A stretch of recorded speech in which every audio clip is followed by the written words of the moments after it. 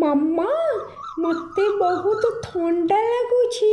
ହଁ ମାମା ମତେ ବି ଥଣ୍ଡା ଲାଗୁଛି। ହଁ ପିଲାମାନେ, ଜଙ୍ଗଲରେ ଅଚାନକ ଥଣ୍ଡା ପଡ଼ିଯାଇଛି, ହେଲେ ତୁମେମାନେ ଡର ନାହିଁ। ମୁଁ ଅଛି। ମୁଁ ଯେ ପର୍ଯ୍ୟନ୍ତ ଅଛି ତୁମମାନଙ୍କୁ ଥଣ୍ଡା ଲାଗିବାକୁ ଦେବି ନାହିଁ। ପୁରା ଜଙ୍ଗଲରେ ବରଫର ବର୍ଷା ହେଉଥିଲା, କାହିଁକି ନା ଶୀତ ଦିନର ଆରମ୍ଭ ହୋଇଯାଇଥିଲା। ଯେଉଁ ପକ୍ଷୀମାନେ ନିଜର ବସାକୁ ମଜବୁତ କରି ତିଆରି କରିଥିଲେ ସେମାନଙ୍କର କିଛି ଅସୁବିଧା ହେଉନଥିଲା। ଆଉ ଯେଉଁ ପକ୍ଷୀମାନେ ମଜବୁତ କରି ତିଆରି କରିନଥିଲେ ସେମାନଙ୍କୁ ବାହାରେ ଥଣ୍ଡାରେ ରହିବାକୁ ପଡ଼ୁଥିଲା। ହେଇଟି ଶୁଣୁଛ, କବାଟ ବନ୍ଦ କରିଦିଅ। ଏମିତିରେ ତ ତୁମେ ଆମ ବସାର କବାଟ ଝରକା ଏତେ ବଡ଼ ବଡ଼ ବନେଇଛ, ତାପରେ ପୁଣି ଏତେ ବଡ଼ କବାଟକୁ ଖୋଲି ବସିଛ। ୟାଠାରୁ ଭଲ ହେଇଥାନ୍ତା ଆମେ ଯଦି ବାହାରେ ବସା ତିଆରି କରିଥାନ୍ତେ। ଆରେ ଗୋରି, ବାହାରେ ଟିକେ ହାଲକା ବରଫର ବର୍ଷା ହେଉଛି, ମୁଁ ତାର ମଜା ନେଉଛି। ଆସ, ତୁମେ ବି ବାହାରକୁ ଆସ। ଥାଉ ଥାଉ, ଗୋଟେ କାମ କର, ତୁମେ ବାହାରକୁ ଚାଲିଯାଅ, ଆଉ ଯେତେ ମଜା ନେବାର ଅଛି ନିଅ। ଏମିତି ଆମକୁ ଆଉ ଥଣ୍ଡାର ମଜା ଦିଅନି।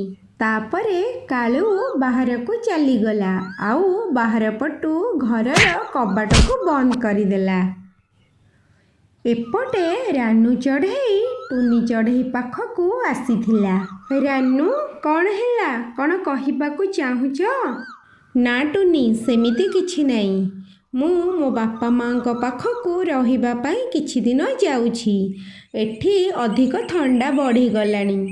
ରାନୁ, ତୁମ ବାପା ମା ତ ବରଫର ପାହାଡ଼ ଉପରେ ରହୁଛନ୍ତି, ତୁମକୁ କ'ଣ ସେଠି ଥଣ୍ଡା ଲାଗିବନି? ଆରେ ନାଇଁ ନାଇଁ, ସେଠି ମୋ ପରିବାର ଲୋକ ବରଫର ଘରେ ରହୁଛନ୍ତି। ଟୁନି, ତୁମେ ଏମିତି କରୁନ କାହିଁକି? ଚାଲ ମୋ ସହିତ, ଆମେ କିଛି ଦିନ ରହିକି ଚାଲି ଆସିବା। ମାମା ଚାଲ ନା ଯିବା, ଆମେ ବି ଟିକେ ଦେଖିବୁ ବରଫର ଘର। ହଉ ମାମା, ଚାଲ ନା। ଠିକ୍ ଅଛି ପିଲାମାନେ, ଚାଲ ଆମେ ବି ଯିବା। ତାପରେ ସମସ୍ତେ ମିଶି ରାନୁର ବାପା ମାଙ୍କର ବରଫ ଘର ଆଡ଼କୁ ଚାଲିଲେ। ଆରେ ଜଙ୍ଗଲରେ ହଠାତ୍ କିନା ଏତେ ଥଣ୍ଡା ପଡ଼ିଗଲାଣି। ଯଦି ମଜବୁତ ବସା ତିଆରି ନ କରିବି ତାହେଲେ ଜୀବନ ଚାଲିଯିବ ଥଣ୍ଡାରେ। କିଛି ସମୟ ଉଡ଼ିବା ପରେ ରାନୁ ଆଉ ଟୁନି ବରଫର ପାହାଡ଼ ପାଖକୁ ଆସିଲେ। ରାନୁ, ଏଠି ତ ଆମ ଜଙ୍ଗଲ ଠାରୁ ବି ଅଧିକ ଥଣ୍ଡା ହେଉଛି। ଆରେ ଟୁନି, ନାଇଁ, ତୁମେ ଭୟ କରନି। ବାସ୍ ଆଉ ଟିକିଏ ସମୟ ପରେ ଆମେ ଘର ପାଖରେ ପହଞ୍ଚିଯିବା। ତୁମେ ଦେଖିବ, ତୁମକୁ ସେଠି ବହୁତ ଭଲ ଲାଗିବ। ସେମାନେ ସମସ୍ତେ ଯାଉଥିଲେ। ସେହି ସମୟରେ ଗୋଟିଏ ଶିକାରୀ ପକ୍ଷୀ ଆସି ତାଙ୍କ ରାସ୍ତାକୁ ଜଗିଲା। ଆରେ ବାଃ, ଏମିତି ଥଣ୍ଡା ପାଗରେ ଗରମ ଗରମ ମାଂସ ଖାଇବାକୁ ମିଳିବ। ଶିକାରୀ ପକ୍ଷୀକୁ ଦେଖି ସମସ୍ତେ ଡରିଗଲେ। ଶିକାରୀ ପକ୍ଷୀ ଆକ୍ରମଣ କରିବାକୁ ଯାଉଥିଲା। ସେହି ସମୟରେ ଗୋଟିଏ ପକ୍ଷୀ ଆସି ଆଗରେ ଛିଡ଼ା ହୋଇଗଲା। ରହିଯା, ନହେଲେ ଏହାର ଫଳ ବହୁତ ଖରାପ ହେବ। ତୁ ମୋର କିଛି ବି କରିପାରିବୁନି। ମୋ ରାସ୍ତାରୁ ହଟିଯା, ନହେଲେ ମୁଁ ତତେ ବି ଛାଡ଼ିବିନି।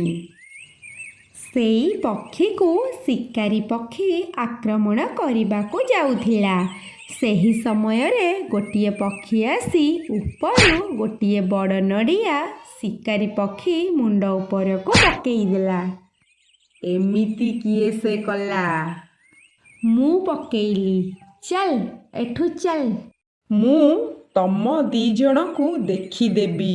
ହଉ, ତୁ ଦେଖିଲା ବେଳେ ଦେଖିବୁ। ଏବେ ଚାଲ ଏଠୁ। ତାପରେ ଶିକାରୀ ଚିଲ ସେଠାରୁ ଚାଲିଗଲା।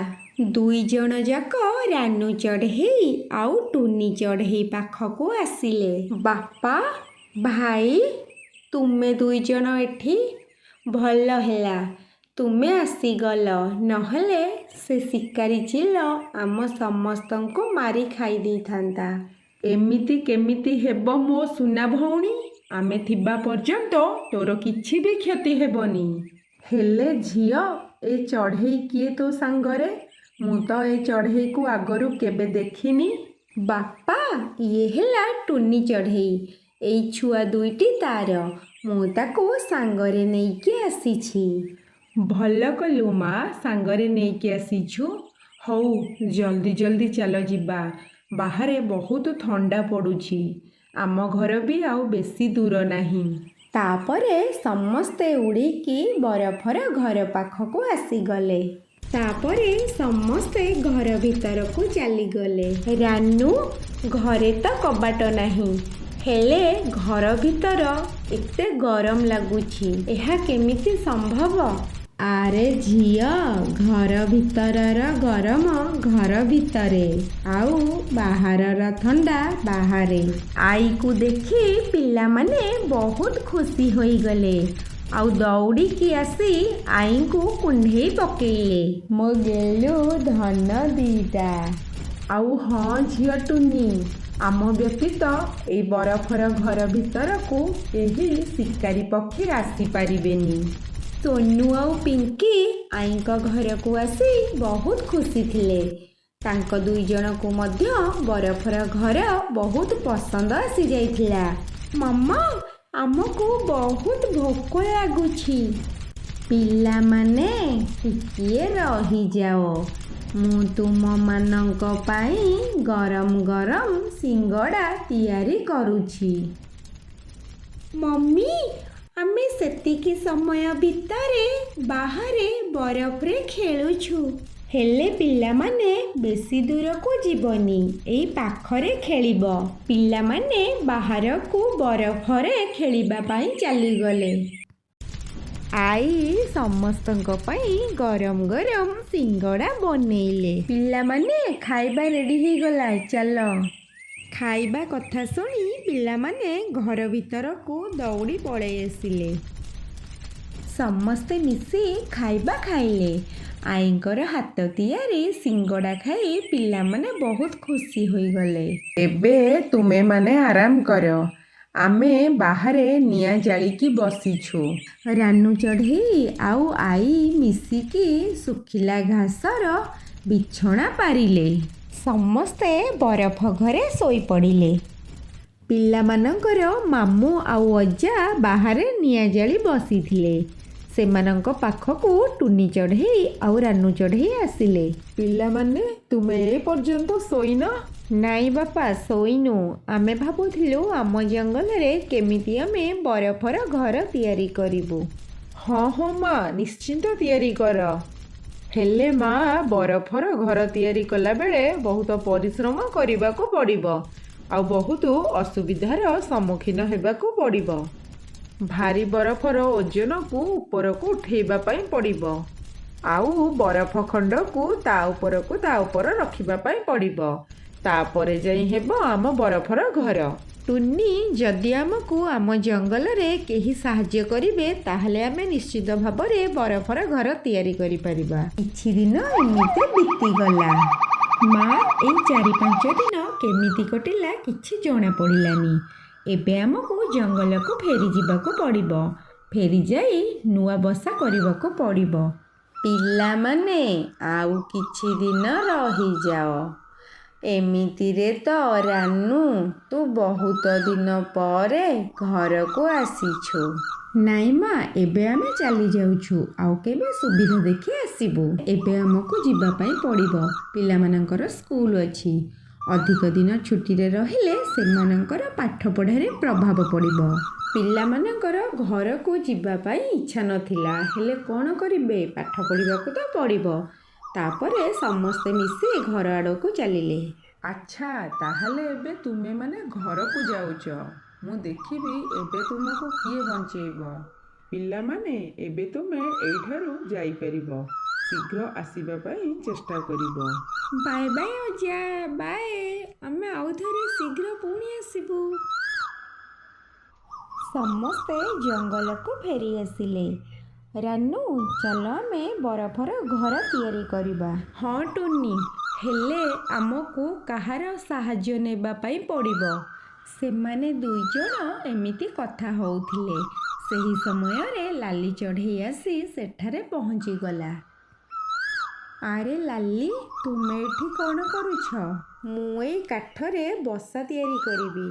ହେଲେ ଅଧିକ ଥଣ୍ଡା ପଡ଼ିଥିବାରୁ କାଠ ଖୋଜିବାରେ ଅସୁବିଧା ହେଉଛି। ମୋର ଆହୁରି କାଠ ଦରକାର ଅଛି। ତୁମେ ଏମିତି କର ଲାଲି, ଆମକୁ ବସା ତିଆରି କରିବାରେ ସାହାଯ୍ୟ କର। ତୁମକୁ ଆଉ କାଠ ଖୋଜିବା ପାଇଁ ପଡ଼ିବନି। କ'ଣ? ହେଲେ ଆମେ ବସା କେଉଁଥିରେ ବନେଇବା? ବରଫର ଘର ତିଆରି କରିବା। ବରଫର ଘର? ହେଲେ ମୁଁ କିଛି ବୁଝିପାରୁନି। ଲାଲି, ତୁମେ ଆମକୁ ବରଫ ଉଠେଇବାରେ ସାହାଯ୍ୟ କର, ଆମେ ବାକି କାମ ଦେଖିବୁ। ଟୁନି ଚଢ଼େଇ ଆଉ ରାନୁ ଚଢ଼େଇ ଯେମିତି ଭାବରେ ଲାଲି ଚଢ଼େଇକୁ କହିଲେ ବରଫ ଖଣ୍ଡ ଆଣିବା ପାଇଁ, ସେ ସେଇଭଳି ଭାବରେ ଆଣିଲା। ଆଉ ସେମାନେ ଯେଉଁ ଜାଗାରେ ବରଫ ଖଣ୍ଡ ରଖିବା ପାଇଁ ଲାଲି ଚଢ଼େଇକୁ କହୁଥିଲେ, ଲାଲି ଚଢ଼େଇ ସେଇ ଜାଗାରେ ରଖୁଥିଲା। ଶିକାରୀ ଚଢ଼େଇ ସେମାନଙ୍କର ପିଛା କରି କରି ଜଙ୍ଗଲକୁ ଆସିଗଲା। ଆଚ୍ଛା, ତାହେଲେ ତମେ ଦି ଜଣ ଏଇଠି ଅଛ। ଏପଟେ ତିନି ଜଣ ଯାକ ମିଶି ବରଫର ଘର ତିଆରି କରିଦେଲେ। କିଛି ସମୟ ମଧ୍ୟରେ ଲାଲି ଚଢ଼େଇର ବରଫର ଘର ତିଆରି ହେଇଗଲା। ସେଇ ସମୟରେ ଗୋରିକାଉ ଆଉ କାଳୁକାଉ ସେଠାରେ ଆସି ପହଞ୍ଚିଗଲେ। ଆରେ ବାଃ, କି ଘର ବନେଇଛ! କ'ଣ ଆମେ ବି ଏମିତି ଘର ବନେଇ ପାରିବୁ? ହଁ ହଁ, କାହିଁକି ନୁହେଁ। ଯଦି କାଳୁ ଭାଇ ସାହାଯ୍ୟ କରିବେ ତାହେଲେ ଆମେ ତୁମ ବରଫ ଘର ତିଆରି କରିବାରେ ସାହାଯ୍ୟ କରିବୁ। ହଁ ହଁ, ତମେମାନେ ତ ସବୁ ଘର ତିଆରି କରିବ, ହେଲେ ମୋ ପରି ବୁଢ଼ୀ ଚଢ଼େଇର କଥା କିଏ ବୁଝୁଛି? ମୁଁ ତ 2-3 ମାସର କୁଣିଆ, ସେଥିପାଇଁ ମୋ କଥା ବୁଝିବାକୁ କିଏ ଅଛି? ନାଇଁ ନାଇଁ ମିନୁ ମାଉସୀ, ସେମିତି ନୁହଁ। ଯଦି ଲାଲି ଚଢ଼େଇ ଆଉ କାଳୁ ଭାଇ ସାହାଯ୍ୟ କରିବେ ତାହେଲେ ଆମେ ତୁମର ବରଫର ଘର ତିଆରି କରିଦେବୁ। ଜଣେ ଜଣେ କରି ସବୁ ପକ୍ଷୀମାନେ ବରଫର ଘର ତିଆରି କରିଦେଲେ। ଏତିକି ବେଳେ ଶିକାରୀ ଚିଲ ଆସି ସେଠାରେ ପହଞ୍ଚିଗଲା। ଆରେ ସମସ୍ତେ ଚାଲ, ଶିକାରୀ ପକ୍ଷୀ ଆସିଗଲା। ସମସ୍ତେ ନିଜ ନିଜର ବରଫର ଘର ଭିତରେ ଲୁଚିଗଲେ। ଶିକାରୀ ପକ୍ଷୀ ତା ନଖ ଆଉ ଥଣ୍ଟରେ ବରଫର ଘରକୁ ଭାଙ୍ଗିବା ପାଇଁ ଚେଷ୍ଟା କଲା। ଆରେ ଇଏ କ'ଣ? ବରଫର ଘର ତ ବହୁତ ମଜବୁତ ହେଇଛି।